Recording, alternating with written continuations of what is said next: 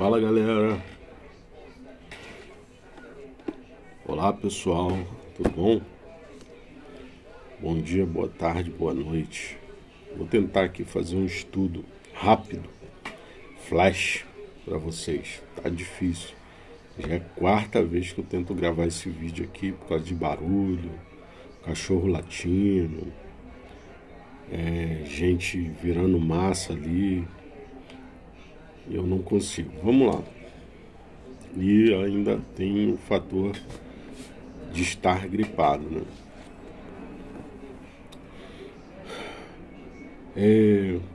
Esse estudo veio através de um debate que eu vi lá no meu trabalho, onde alguns amigos cristãos estavam conversando e a gente falou sobre santidade, perfeição, falamos sobre espírito, carne, falando sobre vários assuntos, né? É lógico que fica muito difícil a gente condensar todos esses temas num estudo só, hein? Eu praticamente, para mim, é impossível. Eu gosto de falar de uma coisa de cada vez e às vezes você fala de um determinado assunto e não consegue concluir porque o tema é muito extenso. Então vamos lá. Vamos analisar aqui Colossenses capítulo 1, verso 28.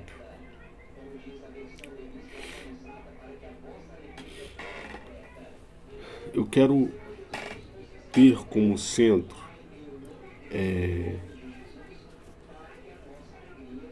a posição que as pessoas têm, que eu tenho que ver as pessoas hoje na graça. Colossenses capítulo 1, verso 28. A quem anunciamos e admoestando a todo homem, ensinando a todo homem em toda sabedoria, para que apresentemos todo homem perfeito em Jesus Cristo. Para você que está pegando o bonde andando, isso aí é uma carta do apóstolo Paulo. Paulo, ele foi o perito arquiteto da graça. Entendeu? Ele foi colocado como perito arquiteto da graça. A graça é uma doutrina paulina que foi entregue pelo apóstolo Paulo. Ele foi o único apóstolo de Cristo a pregar a graça. E dentro das suas 14 cartas, Romanos, Colossenses, Hebreus, Gálatas, existe aí uma certa discordância aí no movimento evangélico e católico se Paulo escreveu ou não a carta aos Hebreus, mas isso aí é outro assunto. Eu particularmente considero Hebreus cartas do apóstolo Paulo. Então, veja bem, vamos lá. A quem anunciamos e admoestando a todo homem e ensinando a todo homem em toda sabedoria, para que apresentemos todo homem perfeito em Jesus Cristo. Temos 2 pontos aqui que eu vou tentar ser o mais rápido possível, entendeu? Que eu já tentei gravar esse vídeo aí 2 vezes, até umas 4 vezes e não consegui. Dentro desse verso tem 2 pontos. O primeiro ponto é o seguinte: a todo homem. Esse homem você pode tomar ele como o gênero masculino ou o gênero humano. Mas, na minha opinião, eu acredito que Paulo aí esteja falando mais ao gênero masculino, o homem mesmo. Porque, na realidade, dentro do judaísmo, o ensino, o estudo, ele era passado para o homem e não para a mulher. Paulo mesmo fala nas suas cartas que a mulher deve ficar calada nas reuniões e que em casa ela ouça o que o seu marido tem a dizer. Então, o marido, o ensino de Deus, ele é de baixo para cima. E acima da mulher está o homem, a cabeça do lar. Então a mulher, ela, tanto que dentro do judaísmo, se eu não me engano, a mulher ela não tem a obrigação de frequentar as reuniões. O homem, sim, entendeu? Ele tem a obrigação de frequentar as reuniões. Então, Marcílio, mas você segue o judaísmo? Não, mas são coisas que nós temos que observar, entendeu? Temos que observar. E se a coisa é dessa maneira, é porque há motivos. O apóstolo Paulo, ele fala o quê? Ele deixou escrito o quê? Que toda lei é boa. Não, toda a escritura ela é boa para corrigir a escritura. A lei não, a lei ela não existe mais. Mas se ela é boa, nós temos que observar. Então, existem motivos para que fosse dessa maneira. Então, hoje, o que nós pudermos tirar de bom disso, nós devemos tirar. Entendeu? Ainda mais hoje que nós vivemos num mundo polarizado, onde nós temos aí duas vertentes de pensamentos, que é o feminismo e o MGTOW, que a galera aí chama de machosfera, né? Então o cristão tem que observar essas coisas para não se deixar levar pela opinião de filosofias seculares, entendeu? Lógico que secular a respeito do século atual. Então, se essas duas filosofias estão tomando um crescimento, um rumo dentro da sociedade, é porque alguma coisa está acontecendo. Mas isso aí é outro assunto. Então vamos lá. Deixa eu ler aqui algumas anotações. Já deu 8 minutos. Eu acredito que Paulo está falando de forma generalizada. Mas se formos pensar que nessa época os homens não podiam tomar certas liberdades com as mulheres, pode-se dizer que está falando ao sexo masculino. Esse primeiro ponto aí que nós falamos. Tanto que Jesus, no encontro dele com a mulher samaritana, ela critica Cristo por estar falando com ela que era uma mulher. Como que você se atreve a falar comigo sendo eu mulher samaritana? Quer dizer, entendeu? Agora o ponto B. Vamos passar por isso, é muito assunto, cara. Apresentar uma pessoa perfeita em Cristo Jesus é uma ação que começa no mundo psíquico pessoal. Quem tem que apresentar sou eu. Então, o que acontece? O mundo psíquico pessoal. Aquela pessoa, ela tá ali bebendo cachaça, bebendo cerveja, talvez esteja se prostituindo, talvez esteja usando drogas, talvez esteja metido em guerras facciosas. Mas quem tem que apresentar aquela pessoa perfeita não é ela, sou eu que tenho consciência do que é a verdade. Tive que dar uma pausa aqui porque eu tô com o nariz meio entupido. Sou eu que tenho consciência do que é a verdade, que tenho que apresentar essa pessoa como perfeita. Através da sua confissão, você poderá externar isso. É um processo que quebra barreiras tanto em mim quanto na pessoa.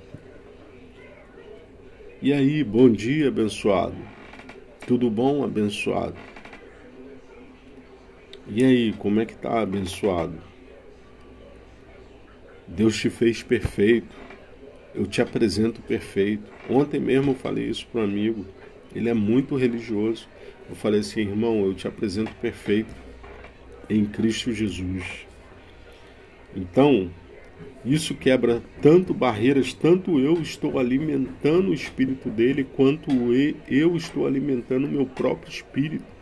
Porque eu estou quebrando a barreira psíquica pessoal minha. Às vezes, olhando uma pessoa que leva em consideração esse século presente, drogas, gênero,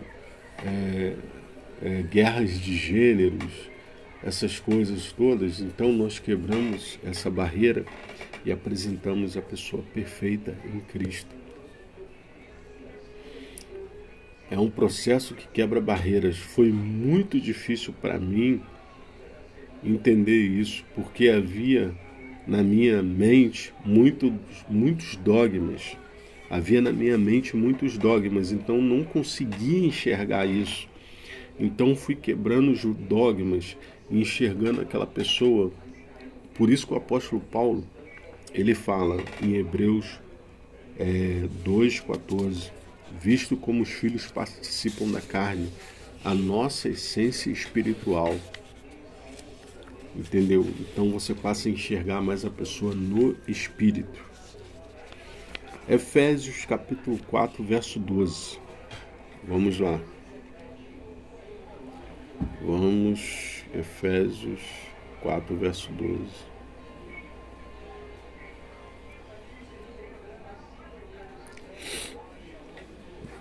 Querendo, é o 13. Até que todos cheguemos à unidade da fé e ao conhecimento do Filho de Deus, varão perfeito, à medida da estatura completa de Cristo. Qual é o centro da nossa fé? É Cristo.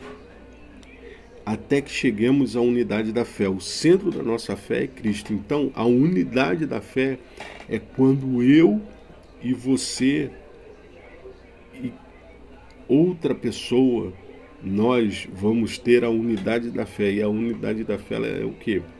É crer em Cristo, é crer no Criador, na manifestação corpórea, na manifestação humana de Cristo, do Criador na Terra, que foi Cristo. Então, e Paulo, ele fala que Cristo, na sua manifestação humana, ele cumpriu uma missão. Aí e a missão dele era qual? Era ser o nosso substituto. E agora que ele foi o nosso substituto, o apóstolo Paulo fala que nós devemos ser de quem? Por quê? Porque na realidade, quando ele se manifestou em carne, o Cristo histórico se manifestou em carne, ele se manifestou com um propósito aos judeus. Aos judeus.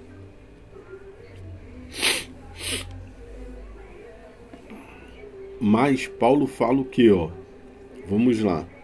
Romanos capítulo 7, verso 4. Vamos ver aqui o que ele fala. Romanos capítulo 7, verso 4.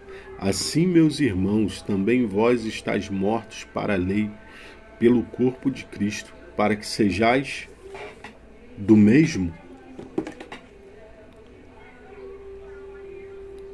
E eu quero deixar você ciente de que esses ensinamentos não são meus, São ensinamentos do apóstolo José Luiz que ele nos ensinou quando estava aqui entre nós. Para que sejais doutro. Vamos aí, uma linguagem mais atual. Para que você seja de outro. Não daquele que morreu, mas do outro, do que ressuscitou. Ué, mas não é o mesmo? Não. O outro tinha, o antes da cruz, tinha uma carne judia, uma carne de judeu.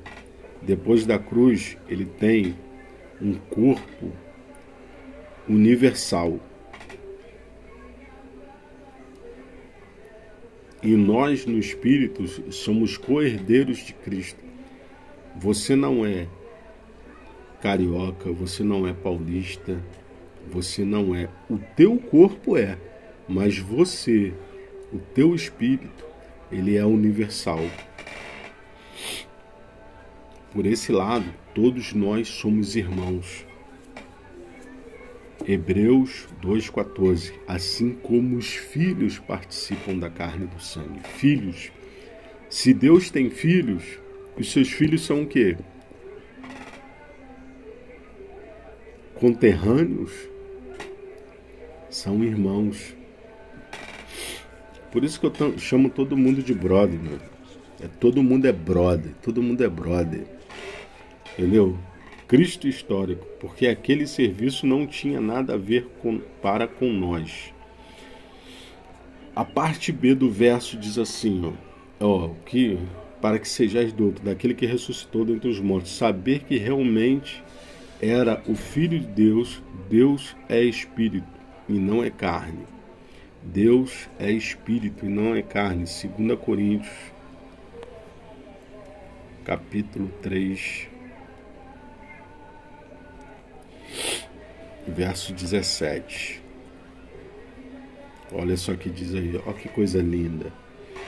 Ora, o Senhor é Espírito, e onde está o Espírito do Senhor, aí há liberdade. O Senhor é Espírito. O Senhor é Espírito.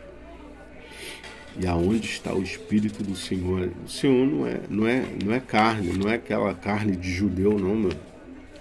Abandona aquele negócio, abandona esse negócio de querer ver Jesus manifestado no seu corpo judeu. Ora, o Senhor é Espírito. Entendeu? O Espírito não tem corpo. E ele pode assumir a forma corpórea que ele quiser. Como, na minha opinião, isso a gente vai falar mais pra frente, ele assumiu. Depois de Jesus, não foi só uma vez que ele assumiu a forma corpórea, não. Entendeu? Mas isso é um assunto mais pra frente. Abençoado. Que Deus ilumine aí a sua mente, que Deus ilumine o seu coração. Eu não vou te dizer que Deus te abençoe, porque você já é um abençoado. Eu te apresento perfeito. Te apresento perfeito, ok? Paz para todos. Um grande abraço.